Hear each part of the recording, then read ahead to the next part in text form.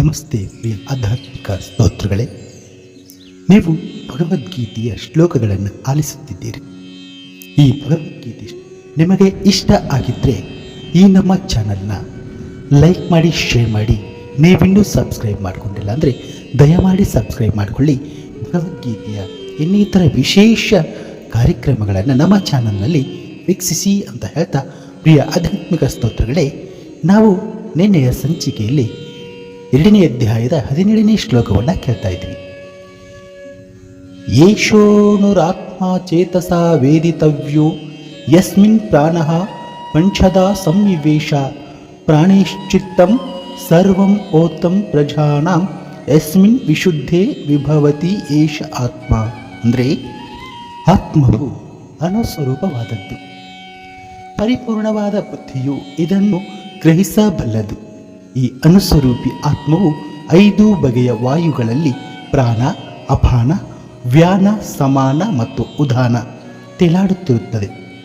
ಹೃದಯದಲ್ಲಿರುತ್ತದೆ ಮತ್ತು ದೇಹಸ್ಥ ಜೀವಿಗಳಲ್ಲಿ ಇದರ ಪ್ರಭಾವವು ದೇಹದಲ್ಲೆಲ್ಲ ವ್ಯಾಪಿಸಿರುತ್ತದೆ ಎಂಬುದು ಈ ಶ್ಲೋಕದ ಅರ್ಥ. ಹಠಯೋಗ ಪದ್ಧತಿಯ ಉದ್ದೇಶವು ಶುದ್ಧ ಆತ್ಮನನ್ನು ಸುತ್ತು ಹರಿದಿರುವ 5 ಬಗೆಯ ವಾಯುಗಳನ್ನು ವಿವಿಧ ಆಸನಗಳ ಮೂಲಕ ನಿಯಂತ್ರಿಸುವುದು.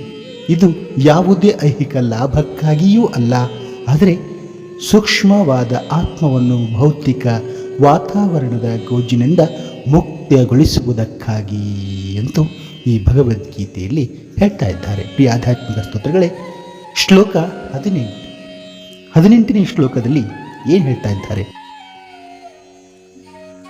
ಅಂತವಂತ ಇಮೇ ದೇಹ ನಿತ್ಯಸ್ಯೋಕ್ತಃ ಶರೀರಿಣಃ ಅನಾಶಿನೋ ಪ್ರಮೇಯಶ್ಚ ತಸ್ಮಾತ್ ಯುದ್ಧಸ್ವ ಭಾರತ.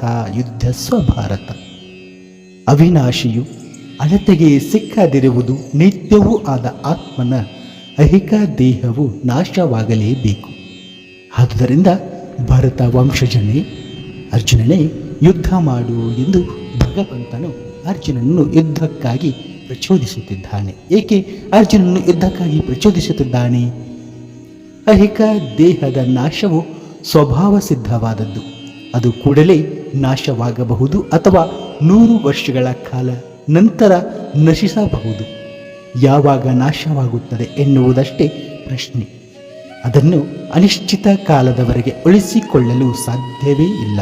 ಆದರೆ ಆತ್ಮನು ಎಷ್ಟು ಸೂಕ್ಷ್ಮ ಎಂದರೆ ಶತ್ರುವು ಅದನ್ನು ಕೊಲ್ಲುವುದರಲ್ಲಿ ಅವನಿಗೆ ಅದು ಕಾಣುವುದೂ ಇಲ್ಲ.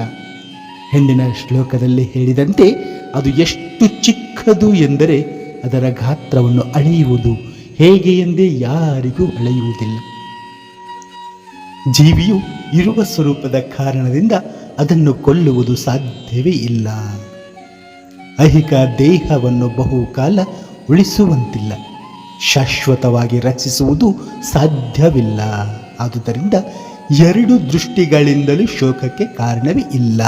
ಶೋಕಕ್ಕೆ ಕಾರಣವೇ ಇಲ್ಲ ಅಂತ ಹೇಳ್ತಾ, ಪ್ರಿಯ ಆಧ್ಯಾತ್ಮಿಕ ಸ್ತೋತ್ರದಲ್ಲಿ ಮತ್ತೆ ನಾಳಿನ ಸಂಚಿಕೆಯಲ್ಲಿ ಮುಂದಿನ ಶ್ಲೋಕವನ್ನು ಕೇಳೋಣ. ನಿಮಗೆ ಈ ಭಗವದ್ಗೀತೆಯ ಶ್ಲೋಕಗಳು ಇಷ್ಟವಾಗಿದೆ ಅಂದ್ಕೊಂಡಿದ್ದೇನೆ. ಮತ್ತೆ ನಾಳಿನ ಸಂಚಿಕೆಯಲ್ಲಿ ಭೇಟಿಯಾಗ್ತೀನಿ. ಹರೇ ಕೃಷ್ಣ ಹರೇ ಕೃಷ್ಣ, ಕೃಷ್ಣ ಕೃಷ್ಣ ಹರೇ ಹರೇ, ಹರೇ ರಾಮ ಹರೇ ರಾಮ, ರಾಮ ರಾಮ ಹರೇ ಹರೇ. ಶ್ರೀಕೃಷ್ಣ ನಮೋ ನಮಃ.